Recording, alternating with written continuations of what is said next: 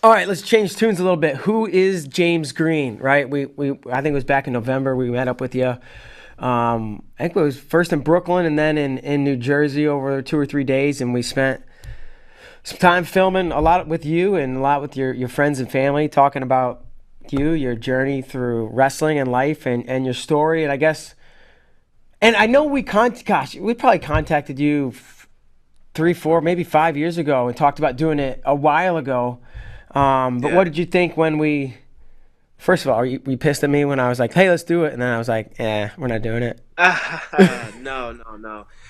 Timing is everything, and I think it worked out. It worked out well how it did, especially since I came back to the East Coast now. Um, would have been a little different, I guess, if I was still out in Nebraska. But no, it was definitely good. I really appreciate you guys and how you told the story or helped tell the story. So Yeah. I liked it a lot. Yeah, you and I know you've seen the final version, and I guess I just want to play some of the clips. We got a couple of clips here that I want to play, and we'll Let's just do kind of it. take a look at it and get your reaction afterwards. So, Yeah. Tyler, super producer, if you're ready, let's roll clip one.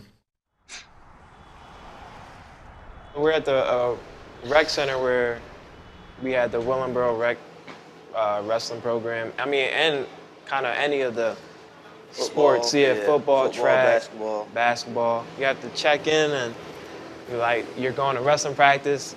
This hallway would be full with parents kind of looking in the wrestling room. Look at the poster. Oh yeah, look at that. Here we go, right? That's from last year. I did my camp Yeah. here. When I was wrestling here, like this little blue curtain divider, it would kind of be, it was like a little brown wall, but it would split the room because they had like, what's that called? Like cardio, dance or Yeah. fitness on the other side. And then we have our practice in here. So it's a combination of the practice mats and the competition mats, but pretty much we use like these 4 mats, roll them out, and yeah, we have our wrestling practice in here. It was crazy. You know, talking about like watch out where you're going, that wasn't even a thing. You just kind of rolled into the next group, ran around, king of the hill, wrestled the whole room, get the takedown. Pull him back in. As I was a child and my dad was involved with my wrestling, I didn't feel like he was overbearing. At least I couldn't tell. Other parents, I think they thought that he was just because he was like always screaming, always like run that, come on, shoot. Light them out. Get that on back. A lot of times his dad was on the sidelines coaching him or trying to give him some pointers and hints. He always had us competing, but it wasn't a competition to where you would like hate your rival. It's more so just a healthy respect of whatever you're doing. Make sure that you're putting the best effort into what you're doing. Good, keep the pressure. His dad was really inspirational in getting us to go in a lot of tournaments. Mr. Green, he's a great individual. I remember, even at such a young age, he was really big on like respect. So I remember, if I didn't say good morning or hi, like he would, give me a look. I remember one time we were in at a room, and he went out. He didn't like the way the kids were doing the push-ups or something, and he went out there. He started doing push-ups in the middle of the mat, and a couple other parents joined him, and they started doing push-ups. He would get the room going. If he saw somebody slacking, he was on them. He wasn't a perfectionist, but he always knew that we can do better. So like one of the things he always preached about was like focus. Focus. Whatever you're doing, focus.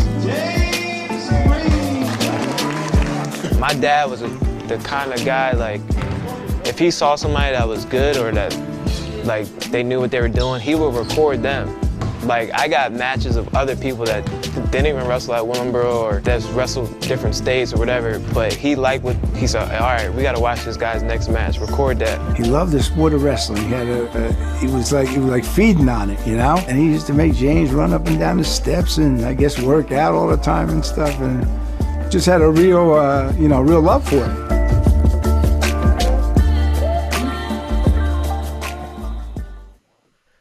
So when you see that clip and you basically think back to your youth wrestling and your early wrestling experiences, how does that make you feel and what does that make you think?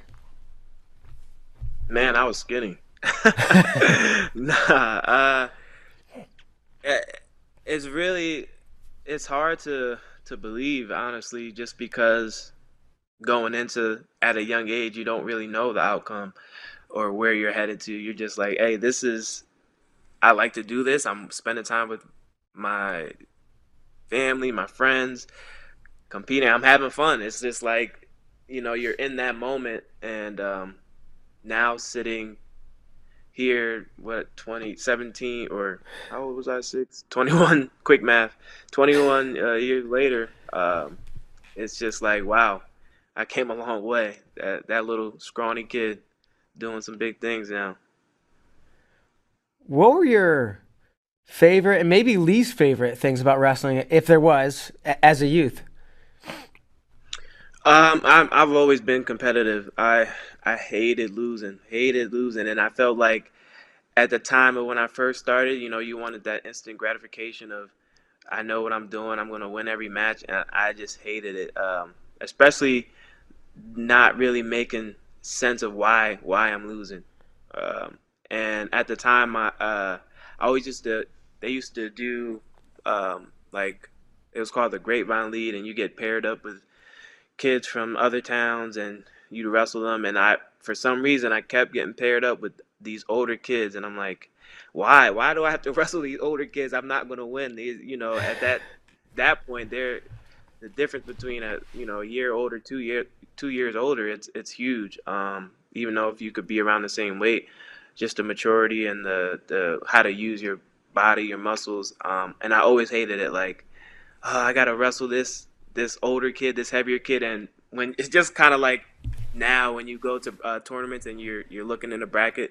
Back then, I think they had the sheet, and like you could see your ranking or something like that. I think they use like kind of not even your ranking, but just how many years of experience. So this guy might be a 1 because he's just started wrestling, and this guy might be a 4 because he's been wrestling a long time. So you go by and you see like, oh man, I gotta wrestle this 4. Oh, I gotta wrestle another 4. I'm not. I just started. Like that was the worst part of that I can remember. But the best part was honestly not even the wrestling, but just the snacks. After you're done, you go to the cafeteria. You got the cupcakes, you got the Skittles. You're like, man, this is great. Wrestle a couple times. Gatorade was there, just like a big kid in a candy factory. That's all. Can I get a dollar to go get some snacks? And then you just snack on that for all day. But Yeah. yeah, I loved wrestling when I was younger. Had a great time. How big a part of your youth wrestling was your dad? How involved was he? Oh man, every part he was a part of everything. The trip planning, whether I'm waking up, I remember every morning. He's waking us up, big breakfasts before tournaments.